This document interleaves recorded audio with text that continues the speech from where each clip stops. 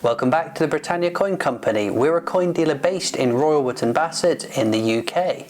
DDO, UNC, BU, spot, toning. Coin collecting is a hobby full of many confusing terms that can stump even the most experienced coin collector. So in today's video we're cracking the code of coin collecting and having a look at some of these regularly used terms to help out those of you who may not recognise them immediately.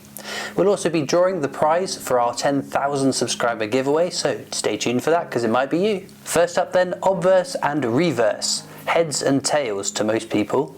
These terms describe either side of a coin. The obverse of a coin is the head side of the coin. In the UK, it is the side we mint the portrait of the monarch on. The tail side is the reverse. This is the side where we see either the definitive design on our coins or a special commemorative image. One way to remember which way is which is a phrase that helped it stick into my mind. Obviously, the Queen or King are on the obverse of the coin.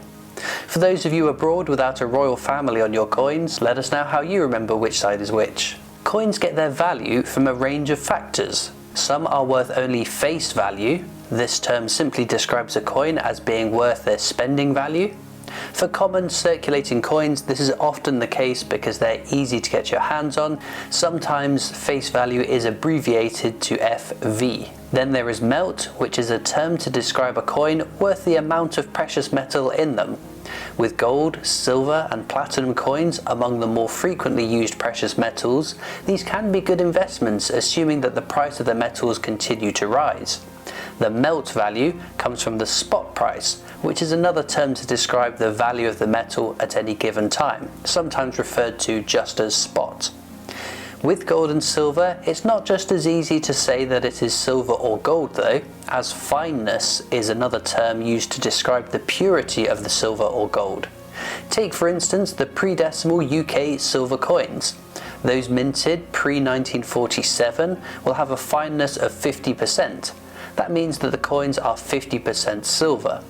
Those minted before 1920 though are sterling silver, sometimes displayed as 0.925 silver, and it means that the coins are 92.5% silver.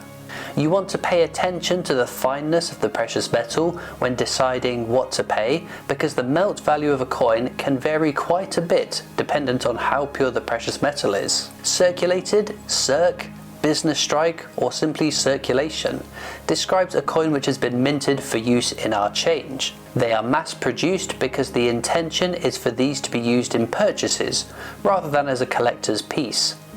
Having said that though, it's worth pointing out that plenty of collectors do look for these, and some circulated coins are rarer or worth more to a collector. Uncirculated or UNC coins are those minted to the same standard as a circulated coin but have not been used and changed yet. These are in better condition than one that has been bumping around in tills, wallets, purses and pockets, getting scratched and damaged and worn by constant use. Brilliant uncirculated or BU coins are a step up from circulated coins. They can be versions of circulated coins but finished to a higher quality due to the changes in the process of which they're made. Whether it's by being struck more times or to differing pressures, it can be hard to differentiate between these two qualities, but usually they are sold packaged up for collectors by the various mints. Proof coins are the highest standard of coins produced. They tend to have a mirror-like finish in the background field of the design, and the design itself usually has an unmistakable frosted finish. This is also the standard to which silver and gold proof coins are minted to for collectors to purchase. Lastly, there are bullion coins. Now these are precious metal coins, usually gold or silver, but sometimes platinum too. They are generally bought by those looking to invest in precious metals, with an aim to sell them in the future as the price of the gold, silver or platinum rises. Because of this, these buyers will want to pay as little over the melt value as possible.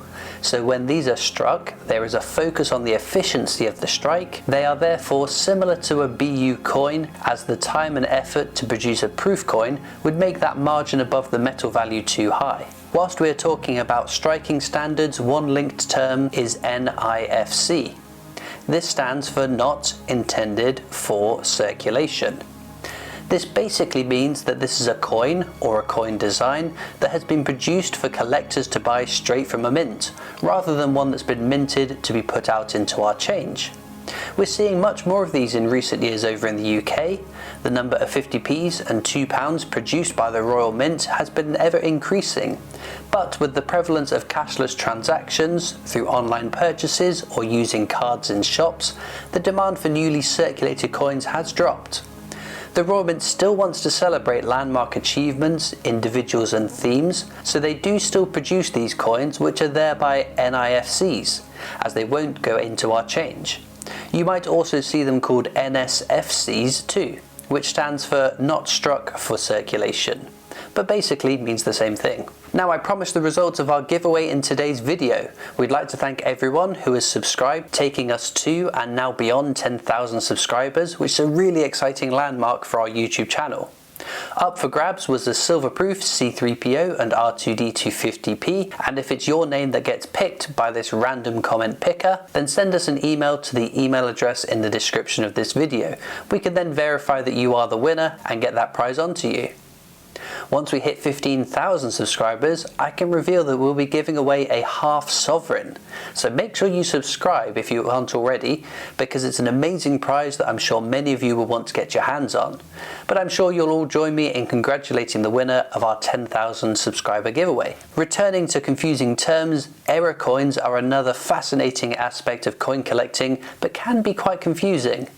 An error coin is one that has a defect that was not originally intended for the coin. Some of these are rare and add lots of value, others are more common and don't really add value to coins. We could spend an entire video looking at different errors, but in today's video we're just going to be looking at some of the errors caused by dies. Firstly then, dies are what strike the metal disc, imprinting a design on either side and thereby making it into a coin. They have the design engraved into them and can be used a number of times to create a coin before they need to be changed. For a circulated coin, they can strike up to 500,000 coins before they need to be swapped out. But sometimes a part of the die wears out before this and can result in errors getting out into your change or into your collection. Die chips or cracks occur when parts of the die breaks.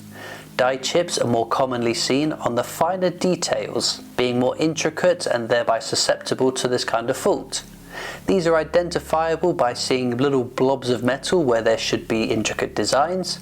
The finer details in the die has chipped, and instead of leaving an impression of that design, you instead see a bit of a blob. Die cracks happens when there's a fault in the die. This then transfers an impression of the crack onto a coin rather than the design or the blank field of the background of a coin. Dies can also be mounted incorrectly. On modern UK coins, either side is aligned in a specific way, so if you flip it 180 degrees left to right, then the portrait of Queen Elizabeth II should be facing to the right. Each successive monarch has their own portrait faced the opposite way, so now King Charles III will look left on coins.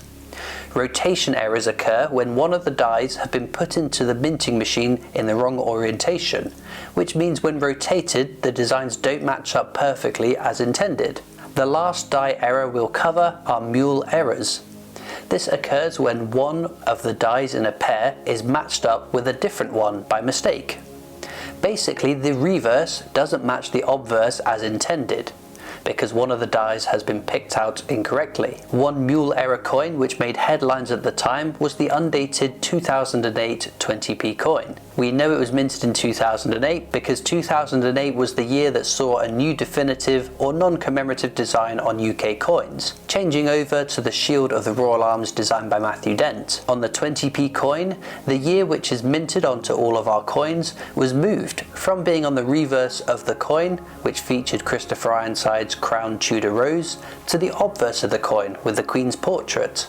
For one batch though, the new design for the tail side of the coin was paired up with the old die for the head side, which means that there is no date minted onto that coin on either side. This is therefore a mule error and a rather highly collectible coin. The condition of a coin is really important to collectors too. Toning or patina is an effect on coins over time. The metal of a coin reacts, and toning, a sort of discoloration, isn't always a negative, as that is part of the history and soul of a coin. Some toned coins can actually look really nice as well. The grade of a coin is a quantifiable way to determine a condition that a coin is in. There are a number of grading companies that will place the coin in a range from 1 to 70, the higher being the better, with a range of confusing abbreviations throughout that scale, from PO or PR, which stands for poor, all the way up to MS, mint state, or PF for proof. What graders look for are the high points of a coin. The high point is the part of the design which is most raised from the surface of the coin, and that's what's going to be worn away when in use first. The rims of the coin tend to be raised higher, as that means that it will take the brunt of any initial wear and acts as a protection for the design on the coin. From there, the design details will start to rub away. Those details which are raised higher than other points of the coin will wear away first. What coin collectors also look for is the luster of a coin. Now, when a coin is newly struck, it has a lovely mint shine to it. This is the original striking layer, which over time, either from use or poor storage, can become dull and thereby reduce the desirability of a coin. We'll finish off with mint marks and privy marks. There are a couple of terms you will come across and they can be easily confused. With modern UK coins, you won't see many mint marks because a mint mark is a detail of the design denoting where that coin was struck. As all of our coinage since decimalisation has been struck in one place, Llantris and South Wales, there is no need to differentiate.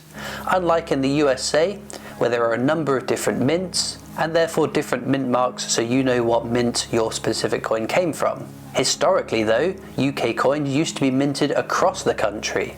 So on some older coins you may find mint marks, and some of these small changes to the design can add decent value if they are rare or valuable. A privy mark, by contrast, is often another small variation to the design, similar to a mint mark, but it will be generally used to honour a significant occasion or denote its inclusion in a specific collection. So, coins with different privy marks may have been created in the same place, at the same mint, but one coin with the same design as another might have a privy mark to celebrate an anniversary, like we've seen on recent Strike on the Day sovereigns, for example.